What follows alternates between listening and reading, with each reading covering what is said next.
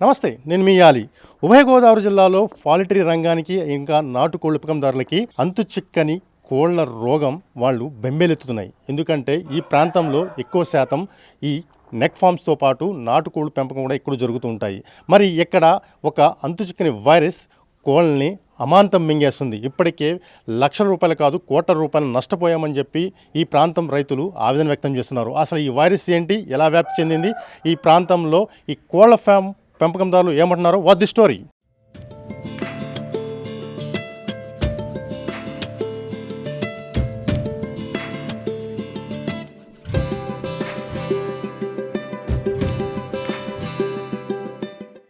ఉభయ గోదావరి జిల్లాల్లో పౌల్ట్రీ రంగానికి మంచి పేరుంది.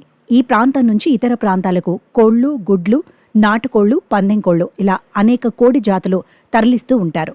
ఈ జిల్లాల్లో పౌల్ట్రీ రంగం మీద చాలా మంది రైతులు వీటిపై ఆధారపడి ఉంటారు. అయితే ప్రస్తుతం పరిస్థితి భిన్నంగా ఉంది. ఈ ప్రాంతంలో గుర్తు తెలియని వైరస్ కోళ్లపై పంజా విసురుతోంది. దీంతో పౌల్ట్రీ రంగం మీద ఆధారపడిన చాలా మంది రైతులు తీవ్రంగా నష్టపోతున్నారు. ఉభయ గోదావరి జిల్లాలోని కోళ్లకు అంతు చిక్కని వైరస్ పట్టి పీడిస్తోంది. సాయంత్రం ఆరోగ్యంగా కనిపించే కోడి ఉదయానికి మృత్యువాత పడుతున్న పరిస్థితులు నెలకొన్నాయి. జిల్లాలో కొన్ని రోజులుగా సుమారు 1,00,000కు పైగా కోళ్లు మృత్యువాత పడినట్లు తెలుస్తోంది.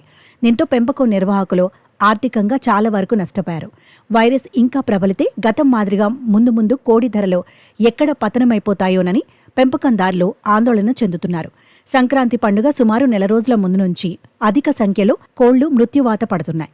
పందాల కోసం నెలల తరబడి కంటికి రెప్పలా పెంచిన పందెం కోళ్లు కూడా చాలా వరకు మృతి చెందాయి. కోళ్ల పెంపకందారులు లక్షల రూపాయలు నష్టపోయారు. కోళ్ల సంఖ్య తగ్గిపోవడంతో చాలా బరుల్లో పందాలు కూడా పసలేనట్లుగా సాగాయి. కనీసం జోడీలు కూడా దొరకలేదని పౌల్ట్రీ రైతులు ఆవేదన వ్యక్తం చేస్తున్నారు.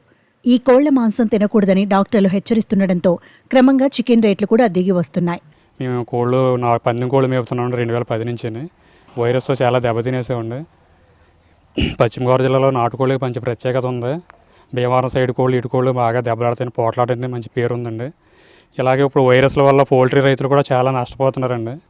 దీనివల్ల చాలా నాటుకోళ్ళు మేపోళ్ళకి ఏంటండి, బాయిలర్ కోళ్ళకి ఏంటండి, పౌల్ట్రీకి ఏంటండి చాలా ఇప్పుడు ఎక్కడ పడితే అక్కడ కోళ్ళు కూడా చచ్చిపోతున్నాయి. పౌల్ట్రీలో కూడా చాలా ఇదిగా ఉందండి. వ్యాక్సిన్లు వేయించాం, అయినా సరే దీనికి కాయట్లేదండి, చచ్చిపోతున్నాయి. వ్యాక్సిన్లు కూడా సరిగ్గా పనిచేయట్లేదు. ఏంటనేది మాకైతే అర్థం అవ్వట్లేదు. మేమైతే కోడి చచ్చిపోయిన తర్వాత డాక్టర్ దగ్గరికి వెళ్ళి కట్ చేస్తే ఒకేసారి 2-3 వైరస్లు కోడి లోపల అటాక్ అయినాయి అని చెప్పారండి. అది డాక్టర్ గారి చేత కట్ చేస్తే ఆయన ఇచ్చిన సజెషన్, ఆయన ఇచ్చిన కంప్లైంట్ ఏంటంటే HPO complaint, LP complaint, RD complaint అని చెప్పి 3 కంప్లైంట్లు చెప్పారు సార్. ఒక కోడికి సంబంధించిన వైరస్ అండి అది. అది మూడు వైరస్లు ఒకేసారి అటాక్ చేయడం వల్ల ఇలా వైరస్ బాగా ఎక్కువగా ఉందని చెప్పి డాక్టర్ గారు చెప్పారు సార్. అయితే మాది కోళ్ళ ఫామ్ అండి మాది. అయితేనే ఈ ప్రాంతంలో అసలు ఈ చుట్టుపక్కల అసలు ఏంటో మాకేం అర్థం లేని వైరస్ మాకు వ్యాప్తించిందండి. అసలనే మేము చాలా నష్టపోయాం. చాలాగానే కోడి పెట్టనగా, పిల్లనగా, పుంజనగా బ్రీడర్సే పోయినాను. మా దగ్గర పెద్ద బ్రీడర్ పోయిందండి. అదొకటి ఫస్ట్ పోయిన మూల దాన్ని తీసుకెళ్ళి అది పోస్ట్ మార్టం చేయించామని. పోస్ట్ మార్టం చేస్తే అలా చెప్పింది ఏంటంటే ఆర్డీ వైరస్ ఇవన్నీ గట్ట అని చెప్పన్నారు. అయితే పోస్ట్ మార్టం చేయించింది నేనే తీసుకెళ్ళి ఆర్డీ వైరస్ అండి. అయితే మేము స్ప్రేలు అనగా, వ్యాక్సిన్లు అనగా, మెడిసిన్ అనగా అన్నీ వాడుతున్నాం.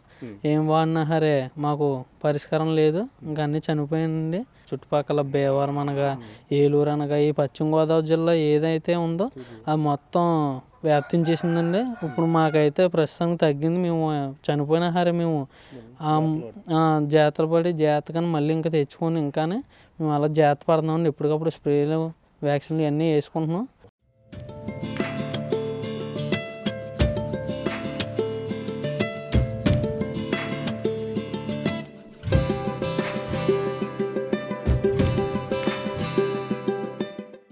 వైరస్ సోకిన కోడి కారణంగా సుమారు 3 కిలోమీటర్ల దూరంలో ఉండే మరో కోడికి వైరస్ సోకే ప్రమాదం ఉందని వైద్యులు అంటున్నారు. దీంతో ఈ వ్యాధి తీవ్రత ఎంత దారుణంగా ఉందో తెలుసుకోవచ్చు. పౌల్ట్రీలో ఒక కోడికి వైరస్ సోకితే మిగిలిన అన్ని కోళ్లకు కూడా గంటల వ్యవధిలోనే వైరస్ సోకి కోళ్లు మొత్తం మృత్యువాత పడుతున్నాయన్నారు.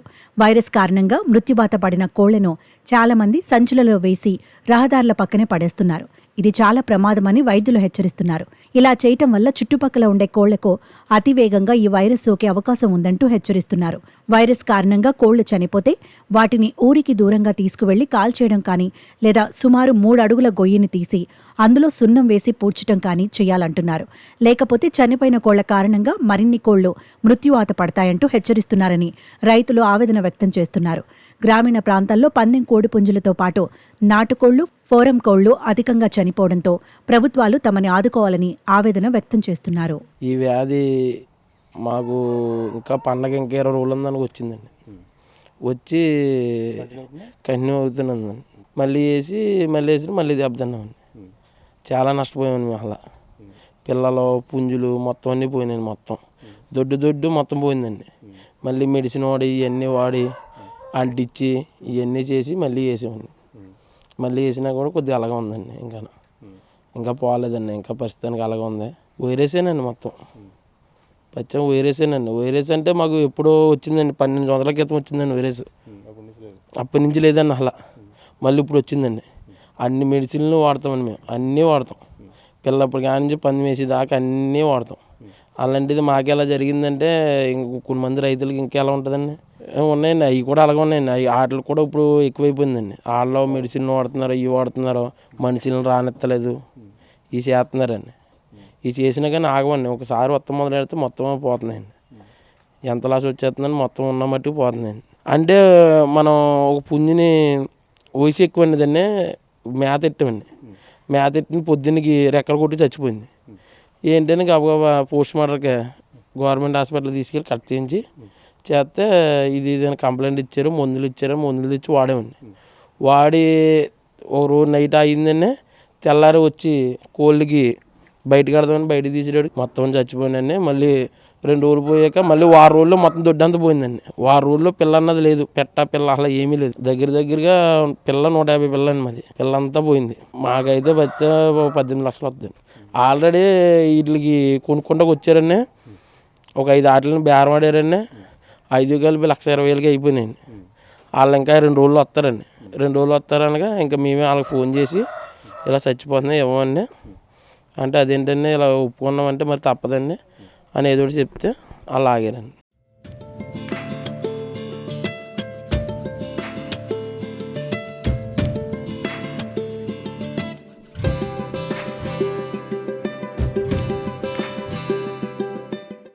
చూశారు కదా, ఉభయ గోదావరి జిల్లాల్లో కోళ్ళకి వచ్చిన వైరస్తో ఇక్కడి రైతులు ఎంత ఇబ్బంది పడుతున్నారు.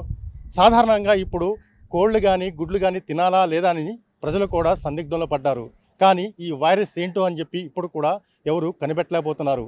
ఈ ప్రాంతంలో రైతులైతే నష్టపోయామని చెప్పి ఆవేదన వ్యక్తం చేస్తున్నారు. ఇలాంటి టైంలోనే ప్రభుత్వాలు తమ ఆదుకోవాలని చెప్పి కూడా గోడు వినిపిస్తున్నారు. మరో ఎపిసోడ్తో మళ్ళీ మీ ముందుకు వస్తాం. కెమెరామెన్ మైతో ఆలీ తణుకు నుంచి.